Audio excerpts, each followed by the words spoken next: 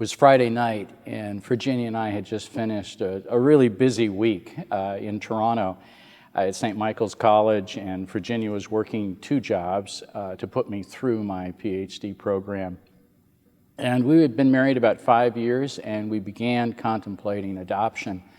I was told early on I had non-Hodgkin's lymphoma when I was 18, and the doctors said it was probably highly unlikely we would be able to have children. And so we thought of adoption from the beginning, and after these years we applied to the Toronto Children's Aid Society and to a Christian adoption agency. And we thought that we had plenty of time with that. We didn't even think that we should expect a child for 6 months. Well, the key is in the door. We would crash on Friday night, and we would treat ourselves to the cheapest thing on the menu at Swiss Chalet, which is kind of the Toronto equivalent to Chick-fil-A. And I hear the phone ring, and I look at Virginia, who's already out the door, as if to say, do I have to get this? And she looks at me and says, well, might as well. Well, the phone's rung about 5 times by the time I pick it up, and Ms. Cadbury, our social worker from Toronto Children's Aid, was pretty provoked at the other end. I've tried all week to get you, she said. This was the last time I was going to try before I went to the next name on the list. I have a baby boy for you. You can pick him up at Women's College Hospital in Toronto the next day on Saturday. I was shocked. 3 minutes later, I'm telling Virginia, and we both sat down sort of dumbfounded. We weren't expecting this so soon. Jeremiah had been born. We picked him up the next day. And 1.5 years later, the Lord provided a second son, Andrew.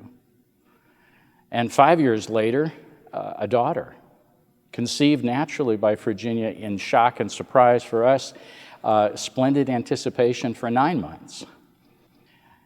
My family is a redemptive analogy for me that reminds me of my salvation, my adoption in Christ. The Lord beautifully provided for us. I keep going back, though, to that idea of love or luck. When she said, this is the last time I was going to try you before moving on to the next name on the list. And that really kind of, on one hand, surprises me. On the other hand, I really believe that providentially, in God's sovereignty, He provided Jeremiah as our firstborn son.